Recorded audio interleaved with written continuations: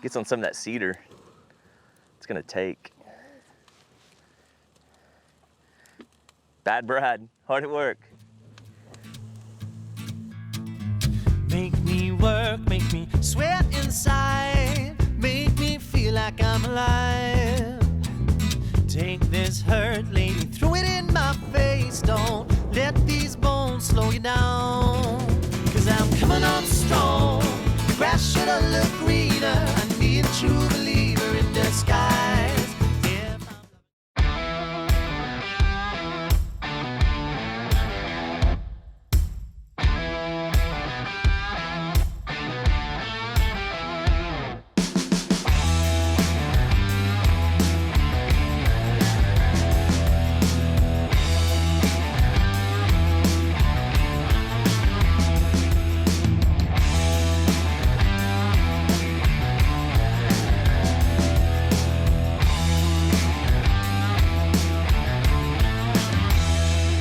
Okay guys, it is a Thursday morning. We are here at the cabin property, our tiny home community.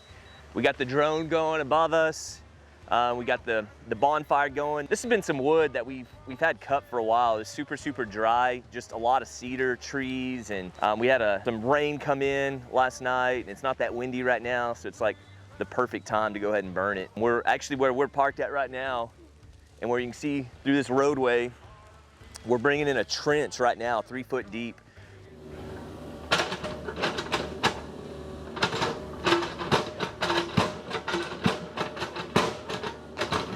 This is exciting, guys, because we've got our electric coming in right now. We've got Encore kind of waiting on us right now. They're allowing me to bring in my electric at no cost on their side, but I have to do the trenching from the pole, which, you see the pole right there?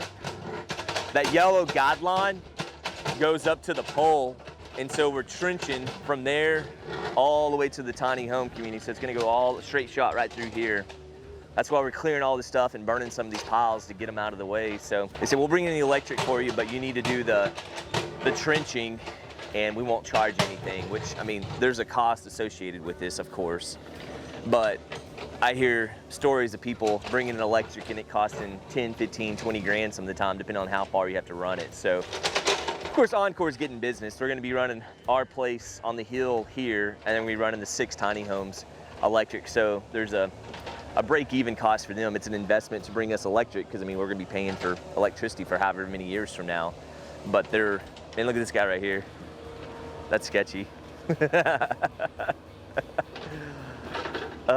Better him than me.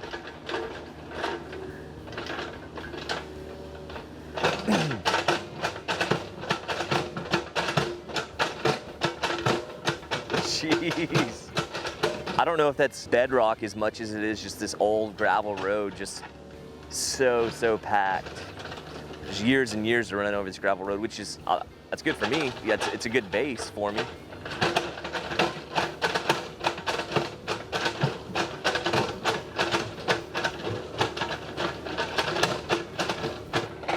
What's crazy is he's going 3 foot down, and if I were to just guess, that's less than 2 foot right now. Okay guys, we're walking along the hillside right here. This is actually gonna be our front yard of our house. Look behind you. That's gonna be our barn where our house is gonna sit. I think we're gonna be starting on the barn this summer, maybe moving into it temporarily until we decide what we wanna do on the house and see what we wanna do with freaking material. It just keeps going up, and that's why I was hesitant on building this place, is because my contractors were going up and all my material was going up. And I paid $25 a sheet for my OSB. And I'm getting texts from people like at Home Depot or Facebook posts. You see at Home Depot, it's like $40, $45 a sheet. So I paid not quite half, but I mean, a week or two, it might be what I paid half of what OSB's at. So like I said, I'm glad I pulled the trigger and got started on them, because I got the material at the price I did. But future projects, I'm nervous with just where material's at. So like I said, we want to be out here because this is our homestead. I think this is where we're going to be at forever. I mean, this is where we want the kids to grow up at. It's beautiful out here. We got tons of land. We want to create our homestead and get cattle and just have a little farm out here. So we want to get the heck out here. So that's where I think we're going to build our little barn. With that being said, I had Jace come out here and start smoothing out this hillside, because you can see the Mini X behind us. He's going to come straight through here with the 3-foot trench. And so in the future, I don't want to have to bring down my hill, because if I'm 3 foot underground with my electric, I don't want to shave off a foot and a half, and then my electric only be like 18 inches underground. So I had Jace smooth out this hill, make it nice and gradual slope, because this is gonna, I mean, this will be our front yard. Looking at our house, we want a nice, gently sloped hill to where I don't have to mess with this in a year from now when we build our place. And so, yeah, got this hillside all graded out. The Mini X is gonna come through and trench all this. They're getting through the roadway right now, which I don't think it's bedrock. I think it's just like super packed rock over years and years and years getting driven over. So it's really hard right there. But hopefully when it gets into the sandy stuff, it'll start going real quick. But you guys saw the bonfire earlier. We got it going. It was not in the way of the electric line, but it's really close to it. So we're just trying to get it burnt and get it all out of the way. But yeah, hopefully we'll have electric here the next few weeks. Like I said, Jason and his guys are gonna trench through here. We're gonna have our electrician come out. That's part of the agreement with Encore, is I gotta trench it and I gotta throw the conduit in the ground, and then they're gonna feed their wire through here and make us live. So we didn't point the camera at it, but there was a stake back there. That's where the spot's gonna be at, that's gonna shoot up to our house. And then that line's gonna continue. And it's literally one straight line where that Mini X is at. Encore wants this line to be as straight as we can be. So it's gonna come through here and feed our tiny home community with electric. Let's go check on Bad Brad and see what he's up to.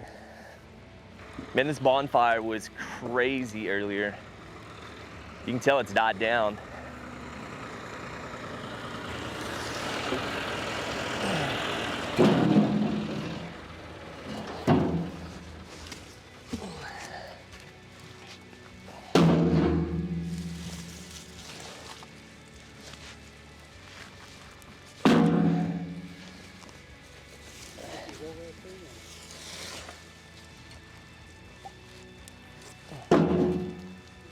Keegan, what do you think, bro? Cabinet's in? Did they meet the Keegan approval? Keegan approved of the cabinet. We now have the final product here in place. And I'm very, very happy with this. I was telling the cabinet guys while they were here installing this, I drew this plan up probably about a year ago, anticipating using it somewhere, and it fit perfect for this tiny home community. So I've had these plans drawn up for a while, and I had the design in my head with how the cabinets were going, but until seeing this in person and kind of seeing what it looks like in reality, it's really cool to see this. I mean, I know I've talked to you guys before. I hate having an 8-foot ceiling and just stopping my cabinets at 8 foot. A lot of time we've had 9, 10-foot cabinet or ceilings, and we'll take the cabinets all the way up to them. And we've had a few of these projects where we have the roof sloping up, and so you can see where we've continued the cabinets all the way up. And yeah, some people are gonna say, that's so high up there, you're never gonna use it. And I mean, that's fine. I mean, these are usable, these are usable. Everything above that, we'll probably put stuff in that is like seasonal, or maybe store things for like our cleaners, like paper towels, cleaning supplies, things like that, that the guest isn't gonna need to access all the time. So this is a tiny home. We're 450 square foot, so I need as much storage as we can get. And so that's really gonna add a lot of storage for us. That'll be huge. Now, a lot of people are gonna say, what are you gonna do here on the wall? And some other, especially on TikTok, I had a lot of people hating, saying that I wasn't putting anything on this wall, and we're gonna have issues with installing the cabinets because there's nothing to nail into, or there's no studs or anything. But we've got a base plate, and then you can see we've got this, I'm gonna get made fun of for not knowing this.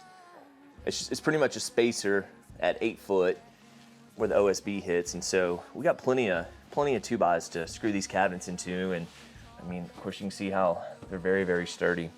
So I didn't want to, a lot of time people will put up sheetrock, but even when you have sheetrock, I mean, it's not like you can just put a screw and not hit a stud. I mean, look at this spot right here. Having this right here, not hitting a stud is what some people were kind of complaining or hating on, but I mean, that's super, super strong because it's screwed in there in that stud and screwed in the bottom.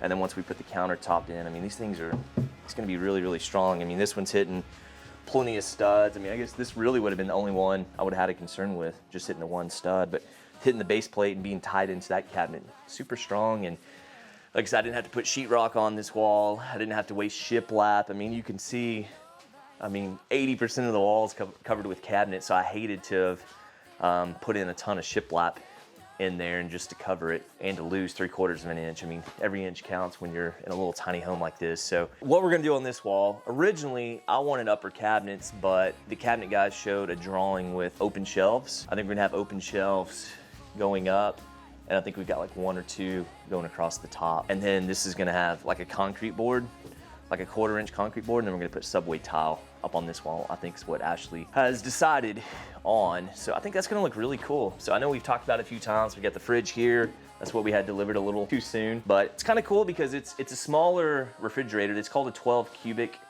foot refrigerator. I think it's like 24 inches wide, and it's 65, 59 inches tall. I know we got the spec somewhere, but with it being a smaller fridge, what I did was I put this drawer in here just so we could have some extra storage. And I mean, the being a smaller fridge, there's no reason for the fridge to be sitting on the ground. So I was really happy with this decision. So get some extra storage. It makes the fridge look like it's more custom because it's setting up taller, makes it look bigger than what it really is when you're looking at it when you first walk in. So yep, we got the fridge here. We've got some white porcelain farm sinks that'll go here.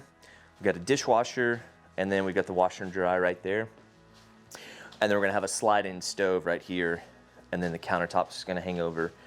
I know I've told you this, guys, 2 or 3 times already in previous videos, but again, it makes sense now that you're looking at the cabinet to see what it's gonna look like. But yeah, we'll have countertops probably stick over 8 to 12 inches. We'll have to do some like little corbels or supports to support that hangover, but then we'll have some stools setting behind here so you can have an area to eat while your food's getting prepped. But yeah, man, I'm really happy with how they turned out. Like I said, having floor to ceiling, almost 12 foot tall at the tallest point there, just turned out really neat. We're still missing some doors.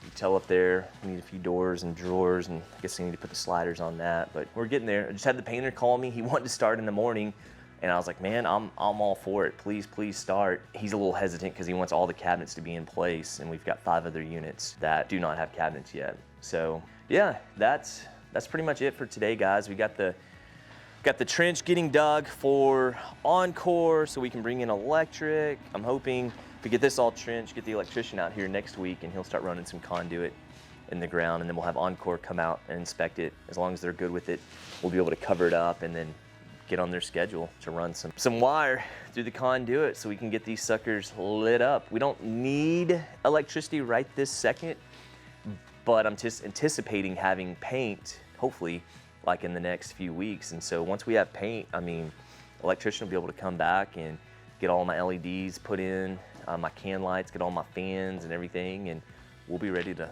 light this sucker up. So I keep saying we're wanting to try to get these done sometime in May.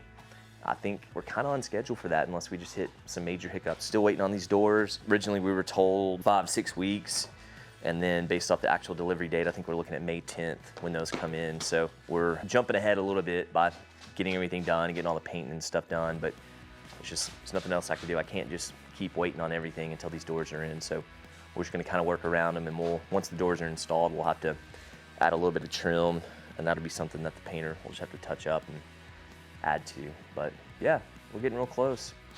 Keegan, what do you have to say, bro? Okay, what do you think about Daddy's YouTube episodes? Good. They're good? What should people do when they're watching our videos? Look at the camera. Like and subscribe. Like and subscribe. I'm having a hard time remembering all our presidents. Do you know who all our presidents were? Starting with George Washington. You want to sing it? Come on, man. Come on, you got it. Who was the second president? John Adams. Okay, who's the third? Thomas Jefferson. You've already started, keep going. 34th is Dwight D. Eisenhower. 35th, John F. Kennedy. 40th, Ronald Reagan. Who's the 45th president? 45th, Trump. What about the 16th? Abraham Lincoln. Man, you're smart. Just sing me the song. I need to hear them all now. You've already named half of them, almost. Mm. Okay. Yeah. Who's the best Abraham Lincoln. First Watergate, President Nixon. president? President Nixon was the Watergate president. Yeah. We watched a documentary on that, didn't we? That was interesting. Okay. You got anything else to say, bro? Okay. Until next time. Bye. Bye. Peace. Good job.